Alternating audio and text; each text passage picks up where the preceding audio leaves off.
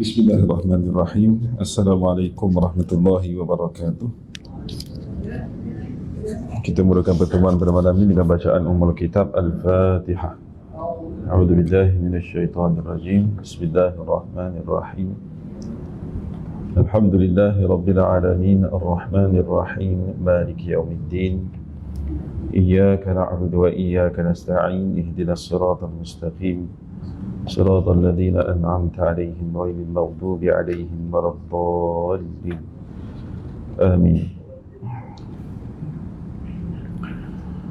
الحمد لله نحمده ونستعينه ونستهديه ونستغفره ونعوذ بالله من شرور أنفسنا ومن سيئات أعمالنا إنه من يهده الله فلا مضل له ومن يضلله فلا هادي له أشهد أن لا إله إلا الله وحده لا شريك له وأشهد أن محمدا عبده ورسوله اللهم صل وسلم وبارك على سيدنا وحبيبنا محمد صلى الله عليه وآله وصحبه وبارك وسلم صلاة وسلاما دائمين متلازمين إلى يوم الدين. سبحانك لا علم لنا إلا ما علمتنا إنك أنت العليم الحكيم. رب اشرح لي صدري ويسر لي أمري واحلل عقدة من لساني يفقهوا قولي وجعل جمعنا هذا جمعا مرحوما وتفرقنا من بعده تفرقا مأسوما ورزقنا فهما والعلم والعقل والحكمة. اللهم ربي يسر ولا تعسر ربي تمم بخير ولا حول ولا قوة إلا بالله العلي العظيم ولا حول ولا قوة إلا بالله العلي العظيم ولا حول ولا قوة إلا بالله العلي العظيم ثم أما بعد. Insyaallah Fadilatul Imam, yang bahagia Tuan Nazir Masjid, barisan di jawatan kuasa masjid, sidang jemaah, hadirin dan hadirat, muslimin dan muslimat, tuan-tuan dan puan-puan, sidang pendengar dirahmati Allah Subhanahu wa taala. Alhamdulillah, bersyukur kepada Allah Subhanahu wa taala pada malam ini dapat sama-sama kita terpilih untuk dapat sama-sama kita berada di tempat yang mulia ni, yang mana kita baru saja selesai menunaikan kewajipan kita solat fardu maghrib. Alhamdulillah dapat kita tunaikan dalam sebaik-baik cara pelaksanaan, dan seterusnya kita terpilih untuk dapat sama-sama kita kekal berada di tempat yang mulia ini, untuk kita berada dalam majlis yang mulia. Mudah-mudahan kemuliaan yang berterusan pada waktu yang mulia ini salah satu di antara tanda-tanda rahmat Allah Subhanahu wa taala yang patut kita syukuri. Mudah-mudahan dengan kita bersyukur dengan nikmat yang Allah kurniakan, sudah pasti Allah Subhanahu wa taala akan tambah lagi nikmat tersebut, mudah-mudahan, insya-Allah. Baik, jadi tuan-tuan sidang pendengar dirahmati Allah Subhanahu wa taala sekalian. Jadi insya-Allah pada malam ni kita akan teruskan perbincangan kita. Masih lagi kita akan meneruskan perbincangan kita, masih lagi berkait dengan hukum hakam ataupun permasalahan dalam solat berjemaah, solat panduan imam dan makmum. Jadi cuma untuk malam ni tuan-tuan dan seterusnya kita akan masuk kepada perbincangan berkaitan dengan amalan-amalan sunat ataupun perkara-perkara sunat dalam solat di sisi mazhab Imam Syafi'i rahimahullah. Okey. Sehingga kan di sini kalau dalam kitab ni tuan-tuan ni, saya ambil petikan daripada kitab 500 sunat-sunat dalam solat di sisi mazhab Imam Syafi'i rahimahullah yang disusun oleh almarhum Habib Sa'ad rahimahullah. Salah seorang ulama yang alim berkaitan dengan fiqh mazhab Imam Syafi'i daripada wilayah Tarim, daripada Yaman. Jadi mudah-mudahan Allah Subhanahu wa taala memberkati usaha pengarang menghasilkan kitab ini. Mudah-mudahan dapat memberi pencerahan kepada kita. Okey, baik. Jadi di sini banyaklah tuan-tuan ya. Di antaranya perbincangannya berkait dengan sunat-sunat sebelum solat, sunat-sunat ketika qiyam sebelum memulakan solat, sunat-sunat yang lain sebelum memulakan solat, dan perkara-perkara sunat yang berkait dengan niat. Ini di antara yang akan kita bincangkan dalam pertemuan-pertemuan kita yang akan datang.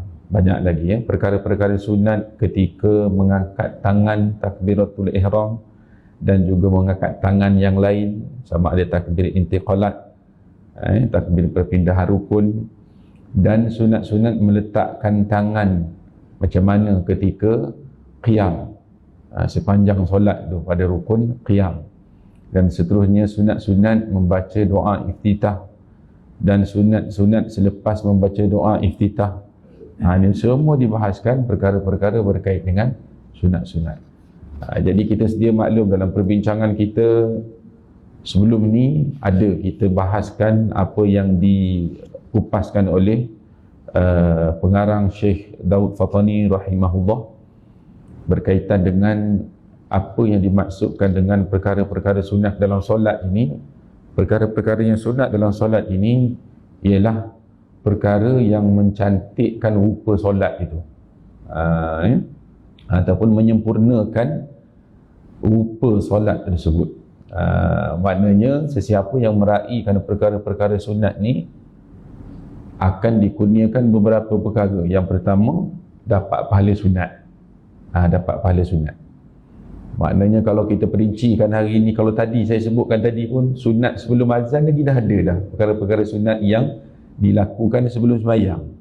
Waktu dengar azan tu pun dah ada dah sunat-sunatnya. Yang akan kita bincangkan pada malam ini, dia masuk azan dan iqamat. Perkara-perkara sunat yang boleh kita lakukan waktu dengar azan dan waktu iqamat. Maknanya belum sembahyang lagi tu.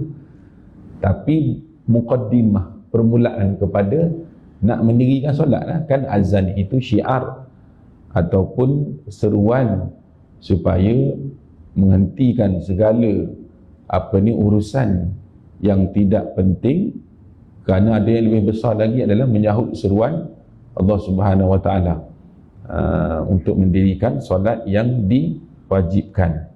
Okey, itu perkara-perkara sunat dalam solat, maknanya buat itu dapat pahala sunat. Yang kedua, perkara-perkara sunat dalam solat ini ialah ia mencantikkan solat tersebut. Sebab itu dalam kitab Maniatul Musalli, Syekh Daud Fatani menggambarkan rupa zahir solat, zahir dan batin solat. Batin tu yang tak nampak lah, sama dari segi khusyuk, dari segi tawajuhnya. Zahirnya itu digambarkan rupa solat ini seumpama seperti jasad, badan, macam badan kita manusia. Rupa solat tu macam tu. Okey, perkara-perkara sunat adalah aksesori yang mencantikkan tubuh badan manusia. Itu sunat hai'ah. Sunat ab'ad, anggota badan kepada kita.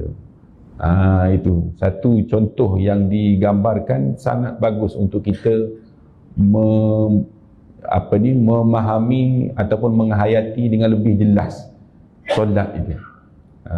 Maknanya kalau kita tahu solat sunat hai'ah itu adalah umpama aksesori yang ada pada badan kita. So umpama seperti kalau orang lelaki, misai, janggut, jambang. Kalau untuk lelaki dan perempuan, bulu kening yang ada dekat anggota badan kita ni kan mencantikkan lagi. Dan kalaulah sunat ab'ad itu seumpama anggota badan, tangan, kaki dan panca indera yang lain. Maknanya kalaulah tidak disempurnakan sunat ab'ad itu, nescaya cacatlah solat tersebut. Sembahyang sah, nampak juga orang tu, tapi kelainan upaya lah, cacatlah. Okey, itu. Jadi tuan-tuan sedang mendengar sekalian, sebab itulah itu di antaranya yang mana sunat-sunat itu adalah menyempurnakan solat. Yang pertama, dapat pahala sunat. Tak buat, rugilah. Sebab yang buat ini sudah tentulah orang yang mengetahui kelebihan nilai sunat dalam semayang. Yang tak tahu walaupun dia buat, dia takkan dapat kelebihan ini. Sebab dia buat semata-mata dia buat, tapi dia tak diikuti dengan ilmu yang ada pada dia. Sebab itu dalam Al-Quran Allah menyatakan, qul hal yastawil ladzina ya'lamuna wal ladzina la ya'lamun. Katakanlah, ada perbezaan di antara orang yang mengetahui dan orang yang tidak mengetahui. Solat semua serupa, sama je semua bagi salam sama je. Mula dengan takbiratul ihram dan bagi salam. Tak ada yang bagi salam dulu, takbiratul ihram lah sekali. Tak ada. Rupa sama, tapi pahala kesempurnaan Allah tak bagi sama. Allah akan bagi lebih kepada orang yang mengaji, orang yang belajar, orang yang semayang ada ilmu. Dan Syekh Dr. Qatani rahimahullah juga menyatakan perkara pertama yang perlu dipelajari, yang lebih utama kepada orang yang nak semayang ni adalah ilmu berkait dengan semayang. Itu. Okey. Baik. Jadi pada malam ini tuan-tuan, kita masuk pada bab pertama, iaitu sunat-sunat sebelum solat. Sunat-sunat sebelum solat. Kata pengarang rahimahullah, wa nafa'na wa iyyahum fi 'ulumihi fid darain ya amin ya rabbal alamin. Sunat sebelum solat. Di awal ini pengarang menyatakan, bagi solat terdapat sunat-sunat yang sangat banyak. Cuma pengarang menyebut dalam kitab ini 500 sunat-sunat sahaja. Subhanallah. 500 banyak dah tu, 50 banyak dah. Dia kata terlalu banyak.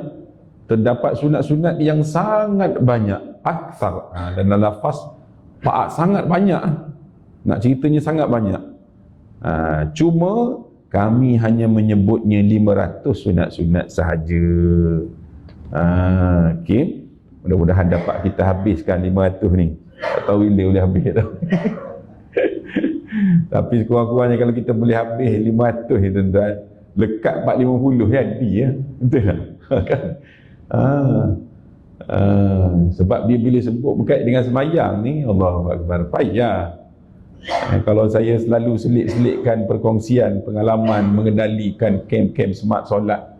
Kem smart solat, sekolah rendah, cara sekolah rendah. Yang sekolah menengah, cara sekolah menengah. Yang pelajar universiti, sama tak? 2-3 hari berkampung, cerita pasal ni, ini cara yang betul. Masa semayang, hari pertama kena pantau. Hari pertama munasabah lah, betul tak? Sebab kita dah tegangkan dah, awal-awal tu gini sekian-sekian. Hari kedua, hari ketiga, serupa. Tak nak ceritanya, nak ubah tu payah. Sebab dah biasa dah. Itu saya bagi contoh yang sekolah rendah tak apa lagi. Mudah-mudahan kalau dia lekat, kalau dia boleh ubah daripada kebiasaan dia itu, katalah dia dapat ubah 10, insya-Allah dia akan kekal sampai dia besar. Kalau yang sekolah menengah, insya-Allah maknanya sampai dia tua. Yang universiti pun sama tak? Tapi kalau yang dah peringkat-peringkat umur yang ada kat sini ni, lagi mencabar lah. Bukan kata tak boleh, boleh. Lagi mencabar nak ubah kebiasaan yang kita duk buat. Cuba tuan-tuan bayang kan, kita semayang 5 waktu, betul tak?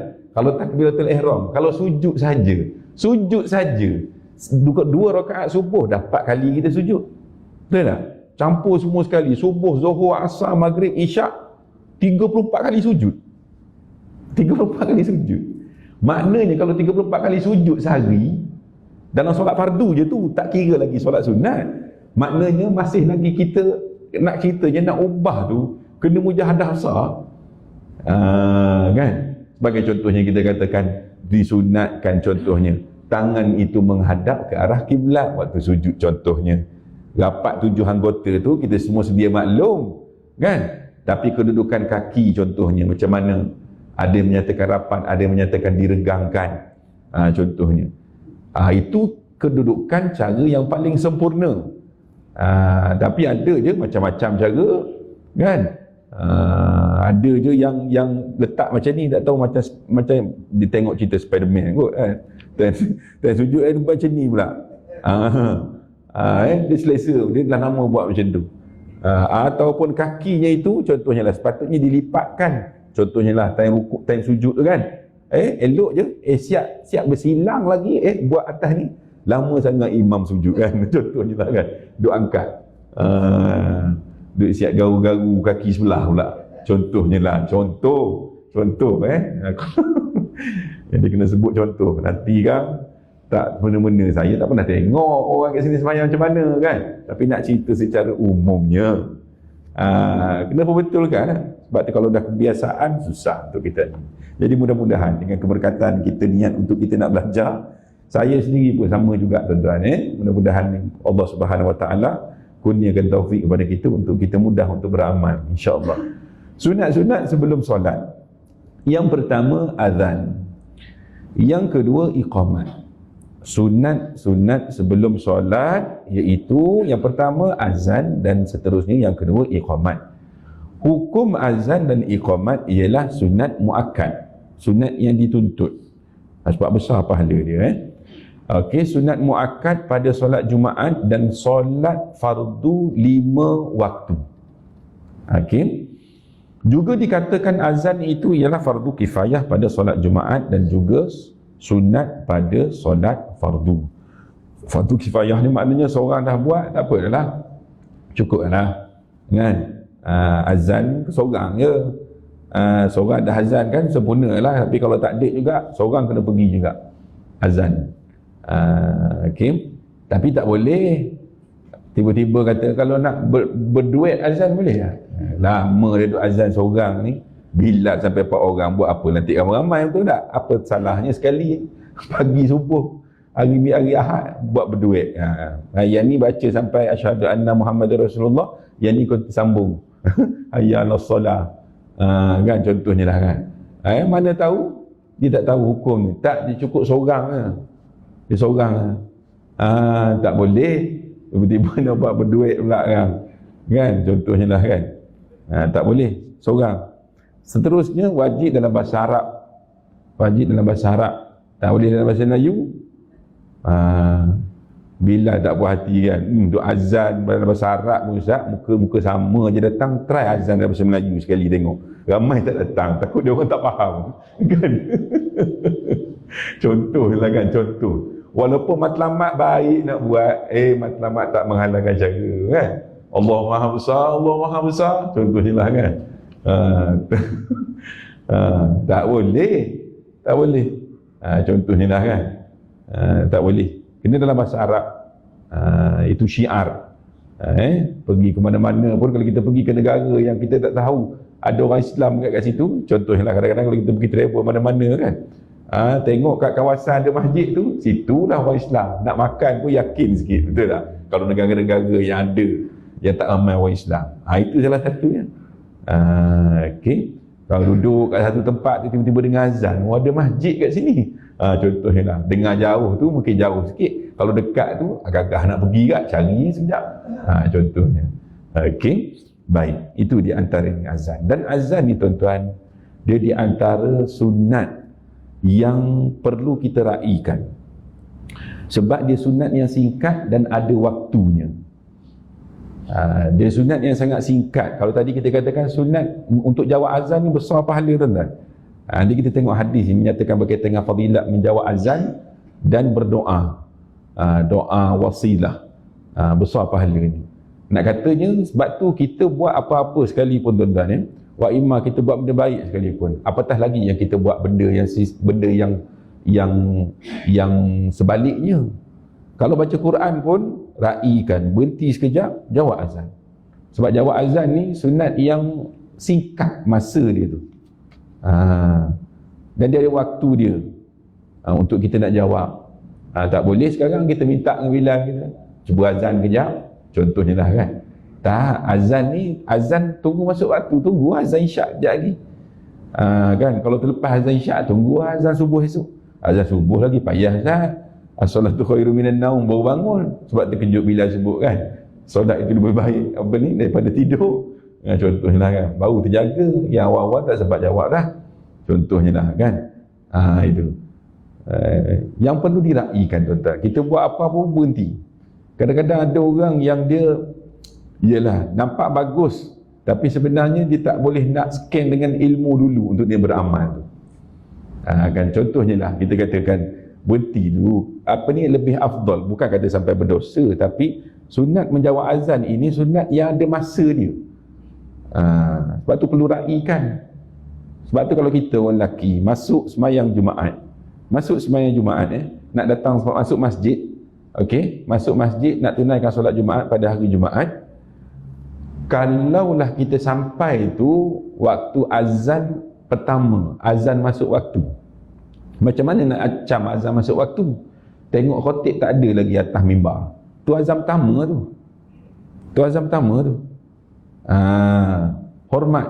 So kurang-kurangnya kita berhenti hormat. Kalau nak sembahyang terus tak ada masalah pun, nak solat sunat terus tak ada masalah.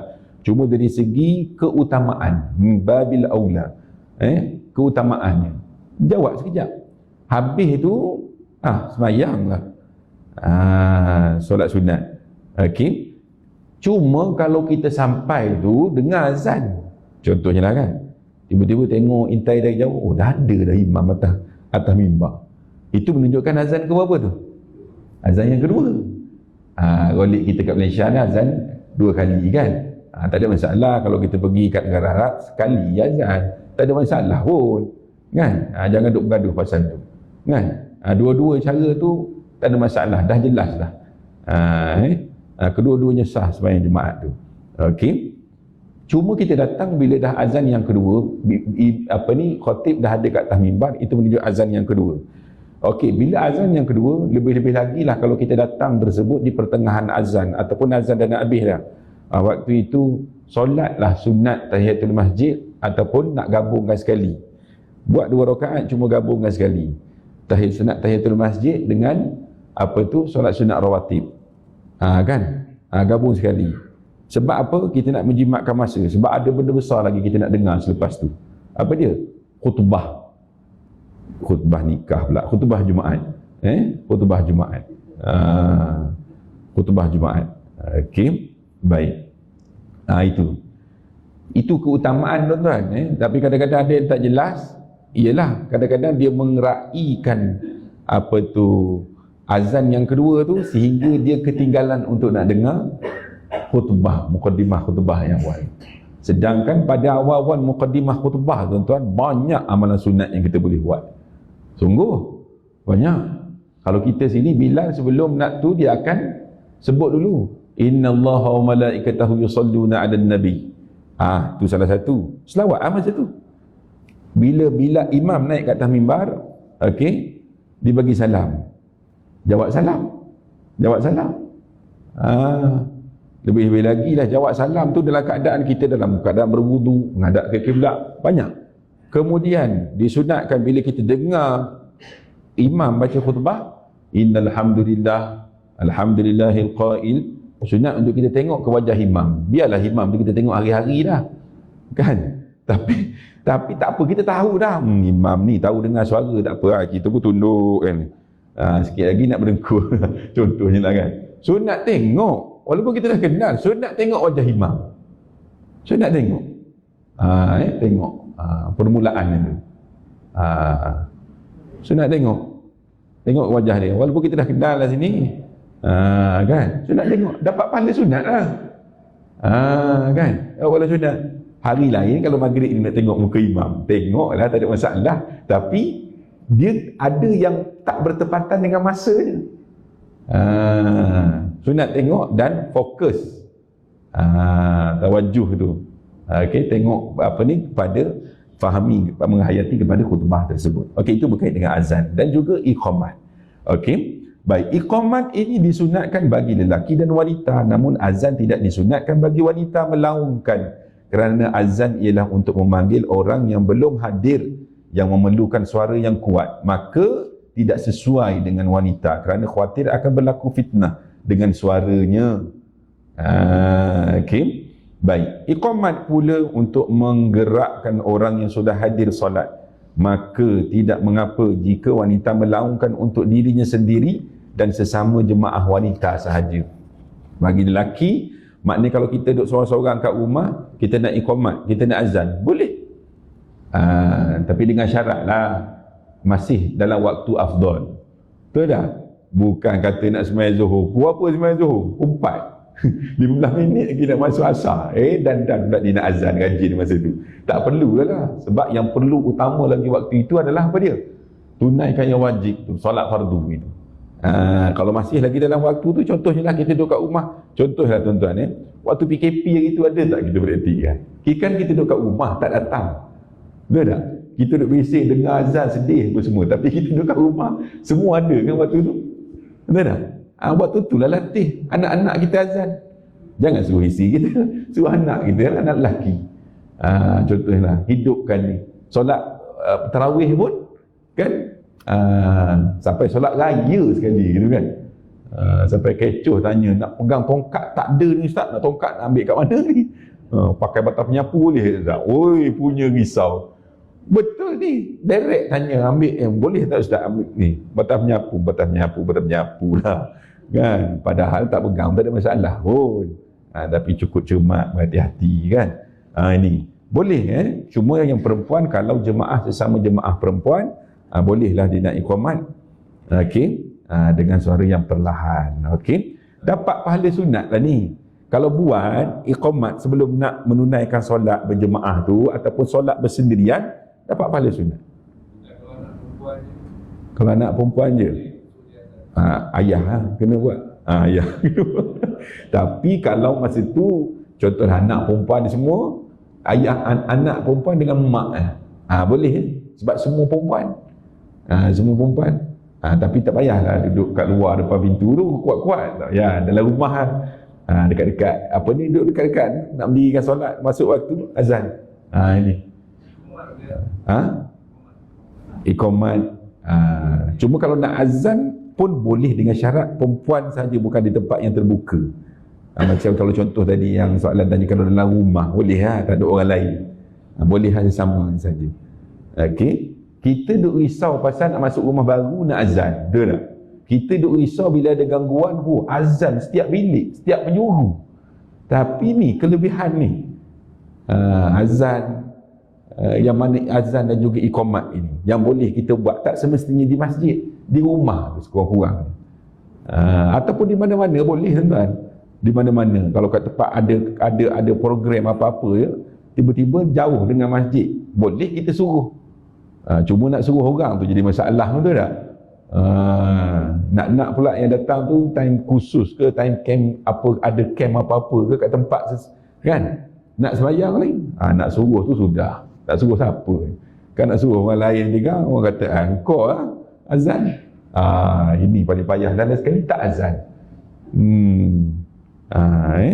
Okey. Baik. Bukan kata salah, tak salah. Cuma kita mengetahui nak guna azan manfaatnya untuk itu sahaja. Contohnya lah, bila berlaku apa tu contoh macam orang lemah kan, tak cari, tak jumpa, contohnya lah azan. Tapi ini sebenarnya yang tu boleh juga, tak ada masalah pun. Ini yang boleh kita buat untuk nak dapat pahala sunat.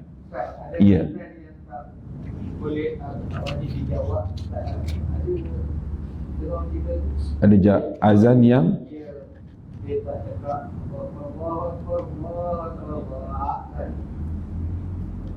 dia tak cakap dia tak itu okey, faham soalan. Itu di antara adab-adab yang perlu diraikan oleh seorang Bilal. Ada cara dia. Cuma soalan tadi saya tak jelas. Soalan tu kait dengan apa? Maknanya tak boleh jawab ke macam mana? Bilal lah. Bilal, okey. Bilal dia lain. Orang yang dengar azan ni, hadis Nabi kata, "Idza sami'un nida' faqalu kama yaqulul muadzin." Bila kamu dengar nida' tu apa dia? Seruan azan tu. Maka sebutlah sebagaimana yang disebutkan oleh muadzin, kecuali pada lafaz hayya 'alatain.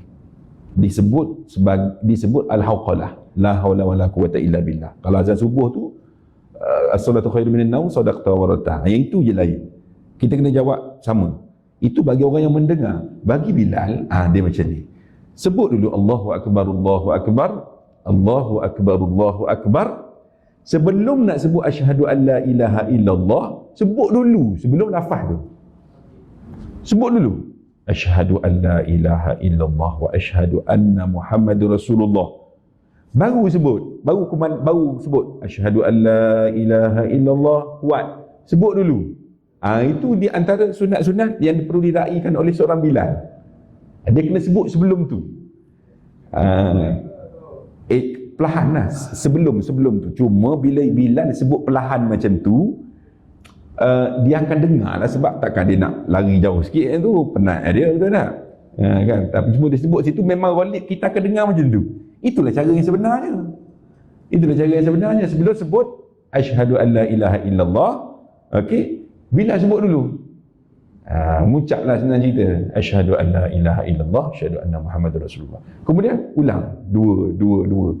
Mengulang dua kali semua ni ada dinyatakan dalam hadis.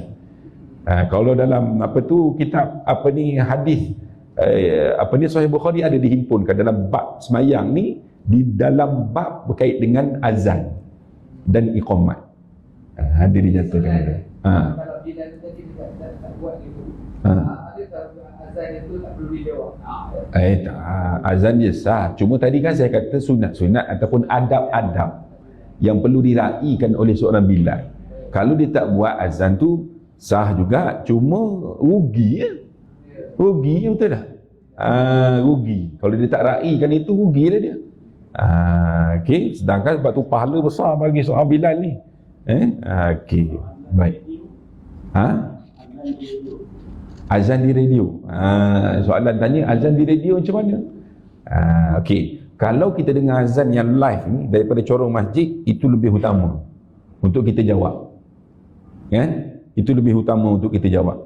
Tapi ialah tiba-tiba serentak, betul, contoh tak? Ataupun azan di radio, azan kan set kita tu, kita set waktu solat kan, tiba-tiba dua-dua serentak. Azan yang di masjid lebih utama lagi untuk kita nak jawab.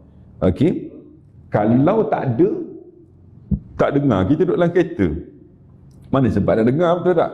Tingkap pun tutup, kan? Jawab dekat radio pun lebih bagus lagi daripada tak jawab.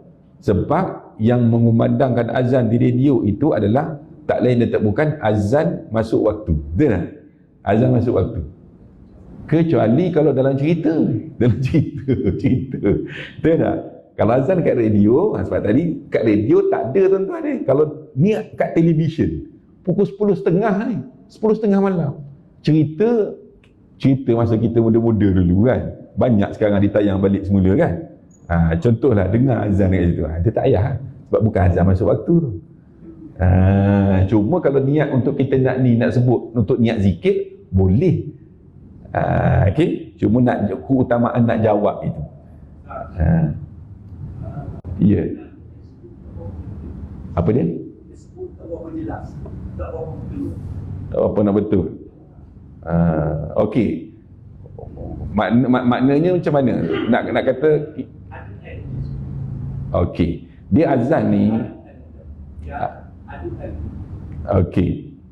Azan ni selagi mana makhraj huruf tu tak lari, makhraj huruf tu tak lari, kita kira betul lah.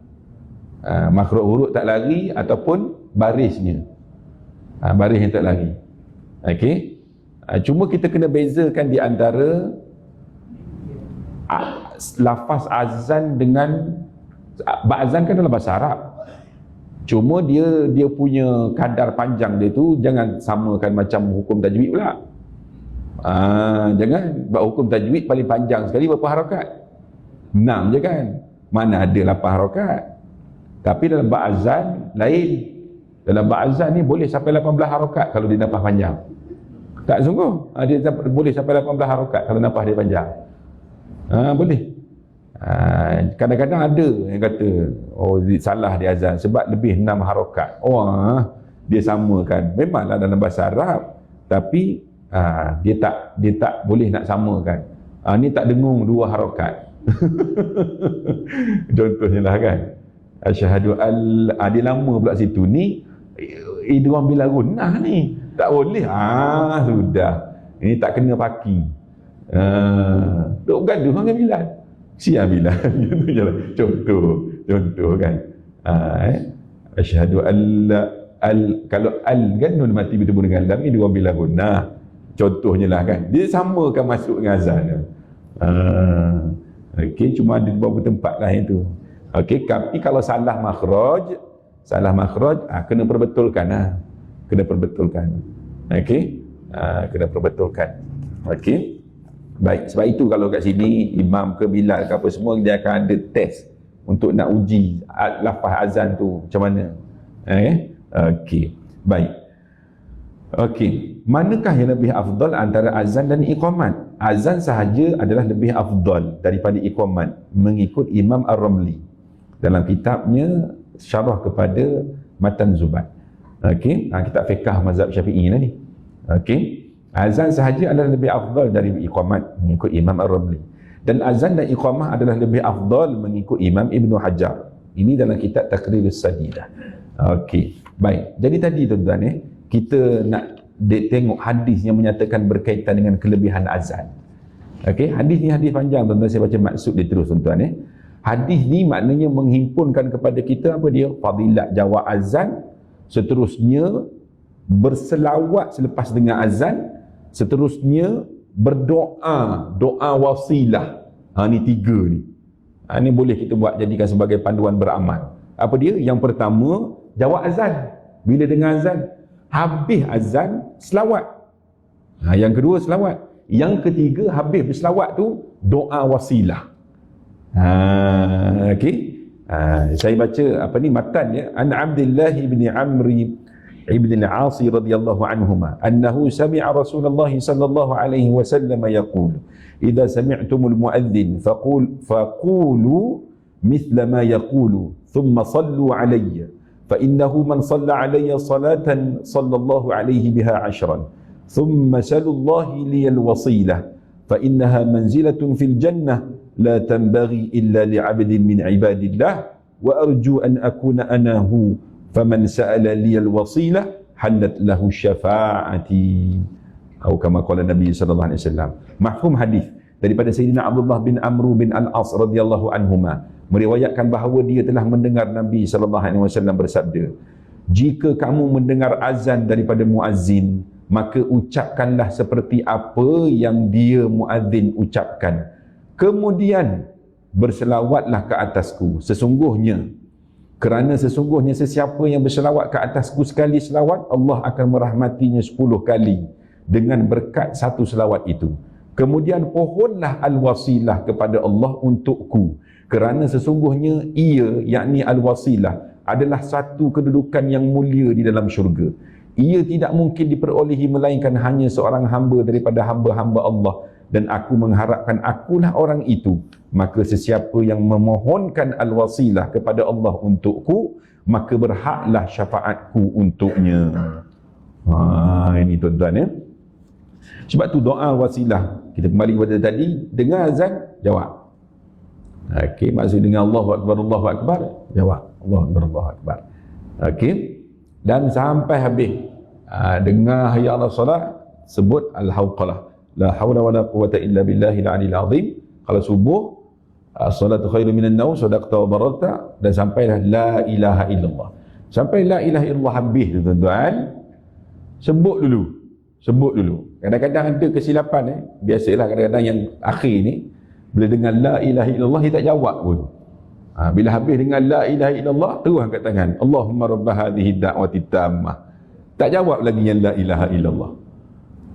Okey, kalau tadi yang kita bincang ni tadi, hadis ni menyatakan berkaitan dengan apa? Jawab dulu sampai habis, sampai la ilaha illallah. Dengar bila sebut la ilaha illallah, sebut, jawab la ilaha illallah dan berselawat. Sebab tu cara yang paling senang, kaifiat yang paling senang, sebut, jawab akhir sekali itu la ilaha illallah Muhammadur Rasulullah sallallahu alaihi wasallam. Terus sambil jawab dan kita gabung, kita combine sekali, selawat la ilaha illallah Muhammadur Rasulullah sallallahu alaihi wasallam. Dah selawat kemudian barulah baca doa, Allahumma rabb hadhihi da'wati tammah wassalatil qa'imah. Itulah doa wasilah tu Nabi kata. Lepas habis dengar la ilaha illallah, selawat, kemudian baca doa wasilah. Sebab baca doa wasilah ni ada tempat yang Nabi kata tadi. Barang sesiapa yang mendoakan tempat yang mulia yang Allah janjikan kepada aku. Kat mana tempat tu dalam doa tu? Kita berhenti dulu sekejap untuk bagi laluan pada azan. Kita sambung lepas ni. Okey. Praktikal terus. Ini boleh jawab. Okey, silakan.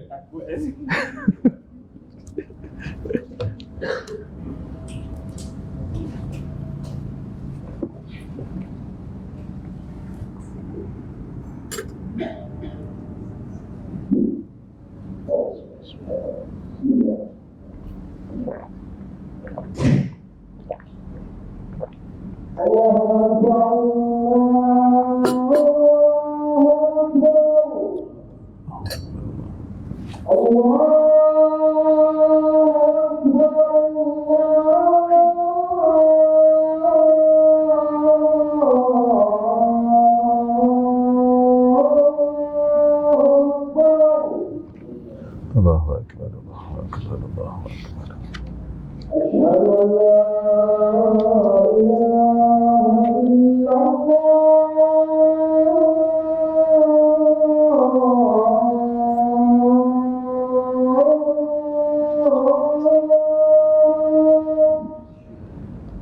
Asyhadu an la ilaha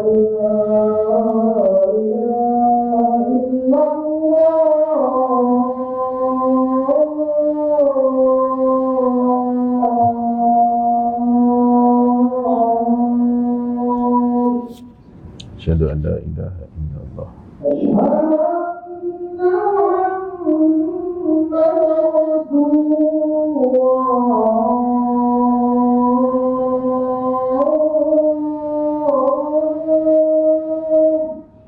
Asyhadu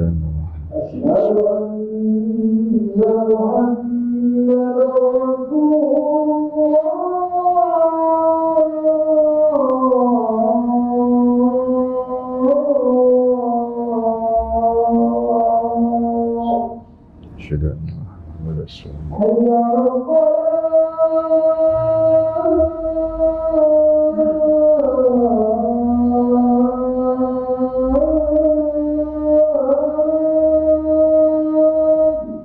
La hawla wa la quwwata illa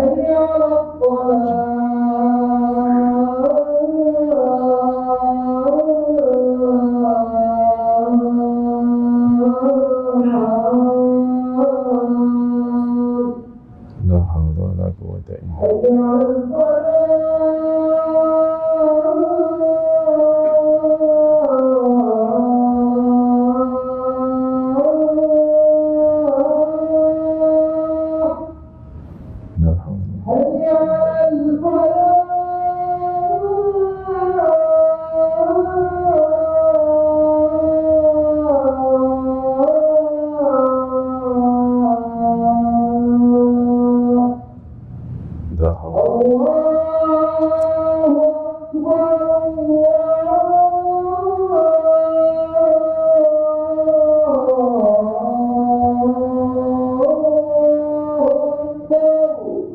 Allahu Akbar.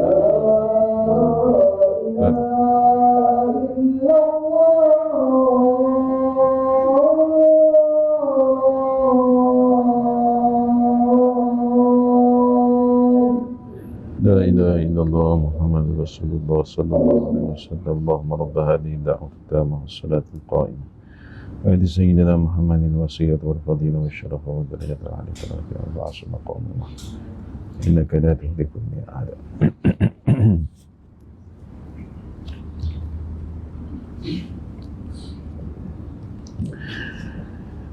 Baik.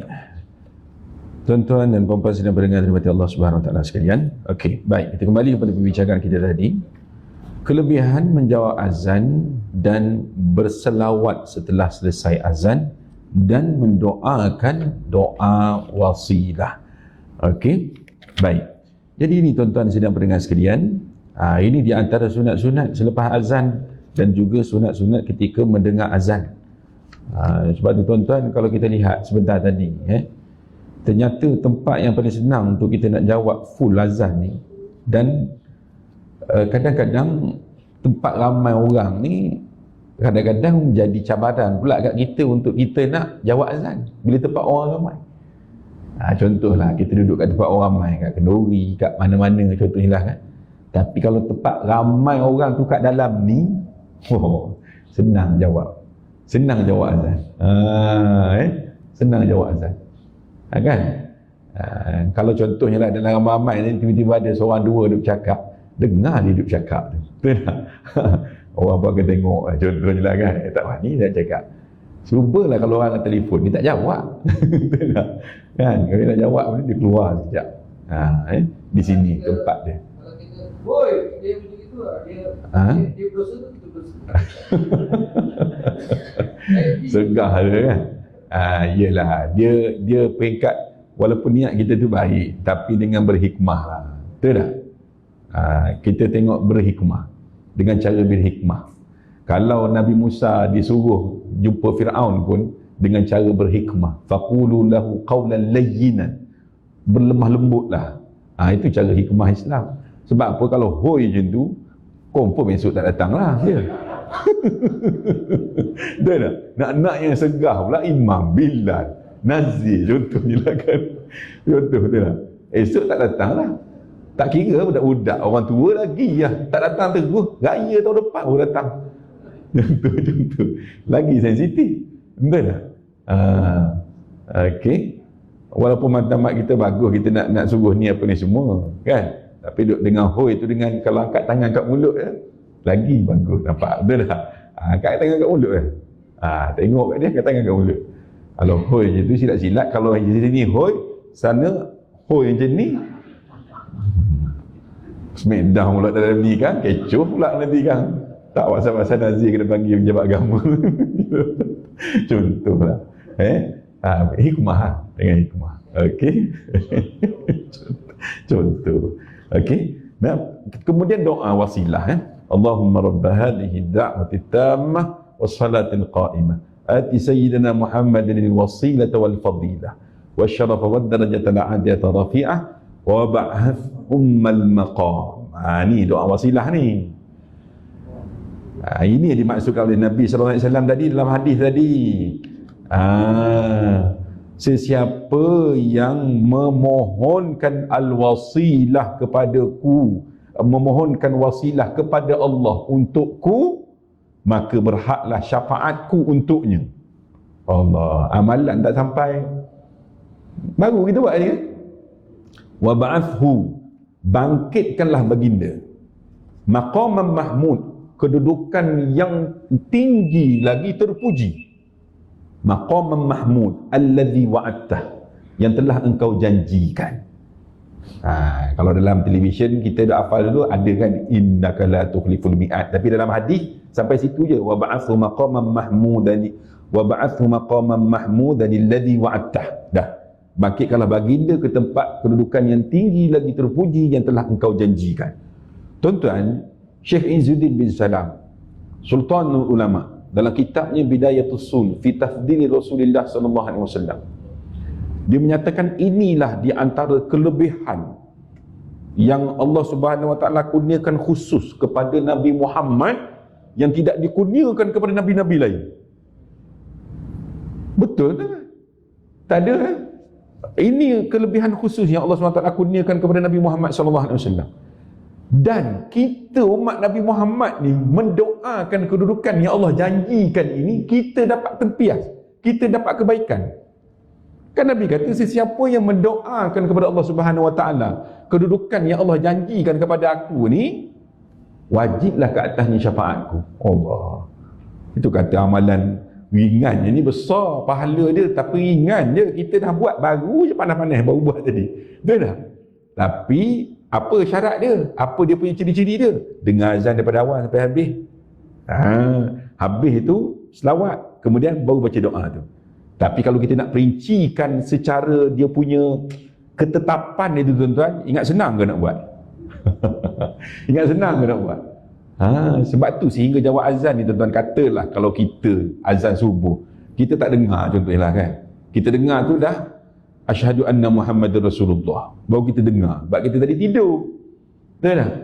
Boleh untuk kita nak sebut daripada awal. Kalau kita dah dengar asyhadu an la ilaha illallah tu, boleh sebut Allahu akbar, asyhadu an la ilaha illallah, maka terus jawab yang current, yang semasa punya tu. Asyhadu anna Muhammadar Rasulullah. Kemudian continue balik. Tunggu bila dia sebut balik.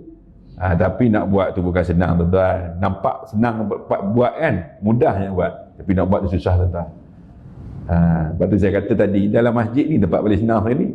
Sebab tu sekali-sekala, iyalah, kadang-kadang kita mungkin ada peluang nak buat tu mungkin hari Jumaat. Kita datang, boleh dengar azan, kita dah ada kat tempat ni, betul tak? Sebab tu dah kelebihan yang diberikan kepada orang datang solat berjemaah ni tak sama. Ada di kalangan kita yang datang tadi sebelum azan lagi dah duduk dalam ni dah. Dia lebih lagi daripada yang lain. Yang lain mungkin dengar azan baru duduk siap, baru duduk sikat rambut, baru duduk start motor, baru duduk ni atas jalan, macam-macam, betul tak? Tapi sudah tentu dia ada kelebihan dah, sebab dia jawab azan, dia sedang berada dalam masjid. Itu kan? Tapi nak katanya tuan-tuan ni, kita tempat lain ni kadang-kadang dia payah. Saya cakap ni untuk diri saya dan seluruh kepada sidang pendengar sekalian. Kalau kita kat tempat lain selain daripada kat tempat mulia ni, payah tuan-tuan untuk kita nak jawab habis. Kalau dalam kereta, bukan kita ada ramai orang, kita seorang ke. Contohnya lah kan, kita seorang dalam kereta. Katalah cikgu tanya tadi berkait dengan jawab azan, kita dengar kat radio. Kita seorang dalam kereta, kadang-kadang nak jawab habis tu, lagi banyak halangan, betul tak? Mula-mula boleh Allahu Akbar, Allahu Akbar. Tengok, awal Zuhur sekarang pukul 1 lebih awal. Kalau kat kedai ke, semua berhenti.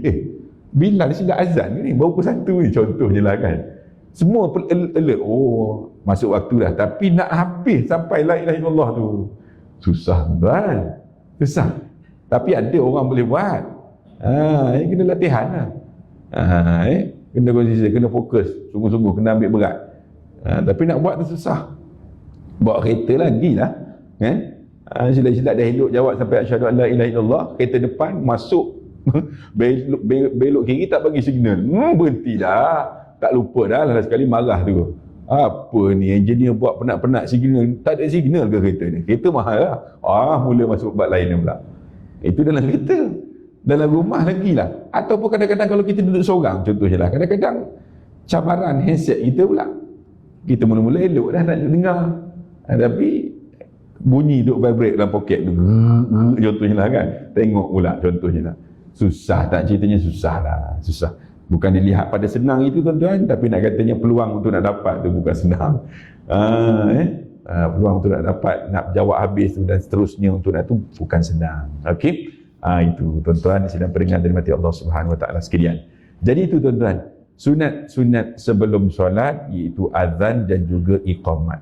Baik, kita nak masuk sikit berkait dengan iqamat ni tuan-tuan. Iqamat ni, azan syiar masuk waktu, iqamat ni final call lah. Senang cerita, panggilan terakhir lah. Panggilan terakhir yang tak perlu untuk kita nak ganggu, untuk kita nak buat benda-benda yang lara dah, benda-benda yang tak perlu kita buat masa tu.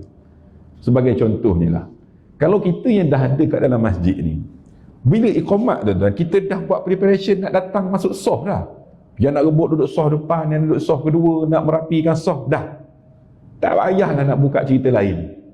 Betul tak? Tak payah dah. Walaupun baru jumpa ke apa semua, sebab kalau tegur masa tu dia akan panjang. Betul tak? Kalau tegur masa tu silat-silat, tak sempat nak dengar iqamat, nak datang tu apa semua, dah tak sempat nak masuk sof pertama. Contohnya lah kan. Itu belum lagi yang waktu orang iqamat, waktu imam dah sebut dah apa tu, luruskan sof, rapatkan sof, dia elok lagi duduk atas kursi. Contoh, bukan kat sini. Contoh. Tak boleh tuan-tuan, tak boleh dibiasakan benda-benda macam ni. Kita takut, kita biasakan, orang tak nampak. Sunat-sunat yang perlu diraikan waktu iqamat ni, benda simple je. Kita ni dah bagus, Allah dah jemput datang ke masjid ni, tapi kita luput untuk nak dapat fadilat tu.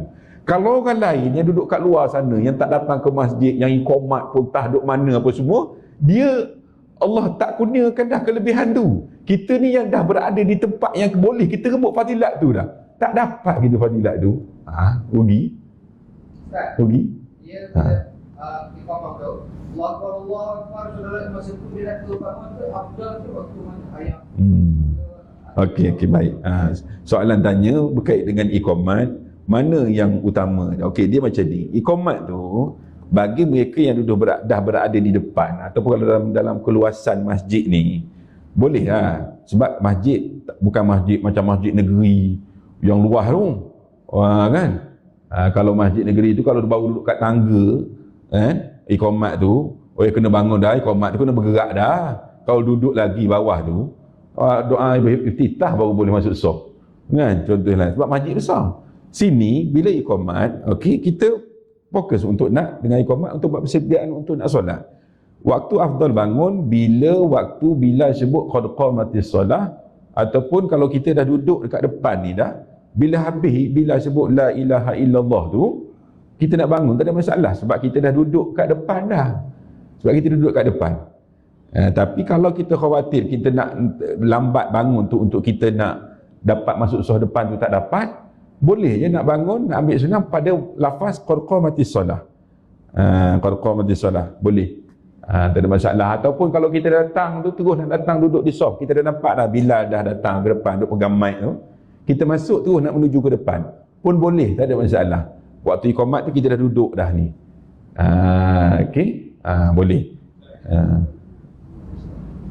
Bila dah datang, dia duduk depan tu guna pada depan ke guna pada apa dia? Bilal azan. dia duduk depan kan? Dia guna tengok depan ke dia guna tengok bawah? Bila iqamat ke azan? Bila yang dah azan tadi, dia nak komat lah. Oh. Dia duduk depan, dia pusing. Okey, baik. Dia macam ni. Soalan tanya Bilal bila nak iqamat, okey. Waktu dia lafaz tu lah, waktu dia lafaz tu Nak komat lah. Okey, baik. Dia berkait dengan beberapa ni lah. Bilal sebelum iqamat sudah tentu pastikan tengok cari imam dulu. Itu yang pertama. Cari imam dulu. Jangan nak tengok ada lagi tak yang solat sunat, ada lagi yang tak solat sunat, tak habis lah. Kan, betul tak? Kita cukup habis waktu intizar tu, kita nak qomat tak apa, jangan marah kat Bilal sebab kita dah tunggu cukup 10 minit. Yang silap ni yang datang lambat tu tak faham, dia nak tunaikan solat juga kan. Kan? Okey, baik. Tengok imam dulu dan baru imam kata okey, angguk maka iqamat. Okey, waktu iqamat sudah tentulah yang afdalnya menghadap ke arah kiblat lah. Okey, menghadap ke arah kiblat. Okey, baik. Masa azan tu Aisyah pernah Rasulullah kan. Dia baca doa. Oh, okey, baik. Baik. Okey, baik. Yang itu amalan-amalan khusus lah yang nak beramal kan. Tapi jangan kita ikut orang pula kan. Kan. Sebab dengan azan ataupun lepas kita baca ayat Al-Quran, lepas kita baca doa-doa pun boleh kita nak buat macam tu, tak ada masalah. Boleh. Soalan tanya bila dengar asyhadu an la ilaha illallah tu, tak macam ni buat kat kan. Wallahu a'lam, saya tak wani nak ulah yang tu kan. Sebab dia tak ada ni pun, cuma kita nak beramal dengan ayat Al-Quran dan sebagainya. Sebagai contohnya lah, kalau bacaan bismillahilladzi la yadurru ma'asmihi contohnya, itu ada daripada hadis. Tapi kalau kita nak buat bismillahilladzi tu, kita basuh muka, sapu muka dan sapu satu badan kita, tak ada masalah pun. Kita nak orang kata nak seolah-olah gambaran kepada apa yang kita sebut itu untuk kita nak ni. Okey, baik. Dia tak ada, cuma yang tu saya tak berani nak ulah lah. Saya tak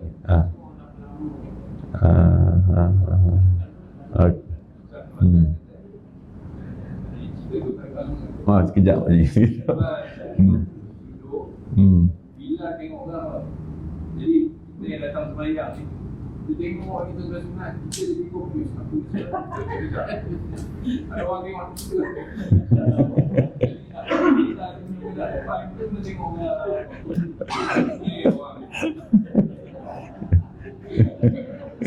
saya tengok dia semalam dia nak ayam masa tambahan. Itu kata soalan ni dia berkait kat sini. Itu masalah kan. Tapi dia kembali pada tadi lah, saya dah jawab dah tadi tu kan. Tengok kat orang apa semua tu, yelah kalau tengok kat orang tu dua-dua salah sebenarnya. Bilal pun tengok kat orang siapa suruh. Yang duduk semayang tu tengok kat orang siapa suruh. Betul tak? Selesai masalah. Kan? Tak payah. Semayang tengok kat mana paling afdal? Tengok kat tempat sujud. Ija'al nadharaka fi mawadi'in sujud. Yang jadi masalah dia tengok kat Bilal, dia tengok kat slide tidur, siapa suruh? Kalau Bilal tak nak hormat pun, kalau duduk semayang kat depan tu, kereta lalu pun tengok, oh, Audi. Contohnya lah. Kereta pun jadi salah habis. Yang salah tu perbuatan itu. Kan? Contohnya lah kan. Okey. Okey, last soalan last. Okey, baik. Saya ada satu soalan yang hadir ni berkenaan muazzin juga lah. Oh. Kalau macam masjid kan, dia dah ada, dia khaskan muazzin untuk azan. Bila dia azan. Jadi kadang-kadang dia akan bagi tahu itu dia tak dapat datang. Jadi kita tahulah kita masa waktu kita azan kan. Contoh. Tapi katalah dia tak bagi tahu, dia lambat tak sekurang-kurangnya dia lambat. Dia lambat datang. Maknanya masa tu dia ada tapi lambat. Ada saya dengar pendapat mengatakan kena tunggu dia. Ada yang mengatakan kena tunggu 2 minit. Ada yang kata tunggu Ustaz 4 rakaat semayang. Ustaz Azhar itu cakap 4 rakaat semayang, tunggu orang Bilal untuk datang azan. Jadi kita lepas tu Ustaz kan apa jadi tu tak? Orang sendiri macam kalau tak ada Bilal masa tu kan, Bilal yang nombor 1 ada, yang sepatutnya Bilal nombor 1, nombor 2, 3 tak. Jadi apa betul ke macam Habib Masjid untuk bagi peluang pada Bilal datang, dia akan datang. Okey, baik. 3 minit ke 4 minit tu bukan sendiri orang atas ni. Okey, iyalah dia teknikal je tu. Dia cuma macam ni lah, dia kembali kepada adab-adab ataupun adab-adab ataupun syarat-syarat yang perlu didaikan oleh muazzin. Okey, salah satunya muazzin ni dia kena orang yang amanah dengan masa. Dia kena tepati masa. Kan? Itu salah satu. Tapi kalau tiba-tibalah dia lewat, betul tak? Dia tak jadi kesalahan, dia lewat. Daripada tunggu dia lewat. Sedangkan tuntutan untuk nak kumandangkan azan itu dah jadi satu fardu payah kepada seorang untuk nak sempurnakan. Kan? Maka pergilah yang mana yang ada kat situ. Tak apalah, kira dia bantu. Kan? Dan bantu ni pun bukan bantu benda yang tak elok. Wa ta'awanu 'alal birri wat taqwa. Tolong menolong dalam perkara yang baik. Kan? Tak ada masalah. Tak boleh pula bila datang dia kata kau ni kacau, aku punya dah dia lambat contohnya lah kan. Dia lambat, bukan selalu. Kalau selalu tak boleh betul tak? Tak selalu tak boleh. Dah dia yang dilantik kan? Tak boleh kita nak mendahului dia. Tunggu pemilihan yang akan datang kita lantik, kita jadi Bilal contohlah kan, contohnya ya, kalau macam tu boleh bukan selalu, betul tak? Bukan selalu. Dia Bilal ke imam pun tuan-tuan, imam ke Bilal ke memang sebab dia dilantik oleh orang pihak yang ada autoriti. Saya datang jangan-jangan sini, saya tak boleh suka-suka nak naik ke atas. Saya tak boleh suka-suka naik ke atas jadi imam. Imam tu lebih utama. Kecuali tiba-tiba dia kata hari ni tak larat start naik atas. Orang sekali-sekala nak contohnya lah. Itu tapi saya tak boleh nak melebihi sebab dia yang lebih utama. Begitu juga yang lain. Okey. Baru sampai ke habis Ustaz. Hormat adakah orang yang utama kan orang yang azan tadi. Utamakan orang yang azan tadi. Okey. Baik. Tajuk ringkas tapi soalan dia ni sikit lagi. Okey. Tapi tak apalah. Mudah-mudahan tuan-tuan banyak tadi yang kita bincangkan berkaitan dengan sunat-sunat azan dan juga iqamat. Mudah-mudahan Allah Subhanahu Wa Taala berkati pertemuan kita pada malam ini dan bermanfaat perbincangan kita pada malam ini.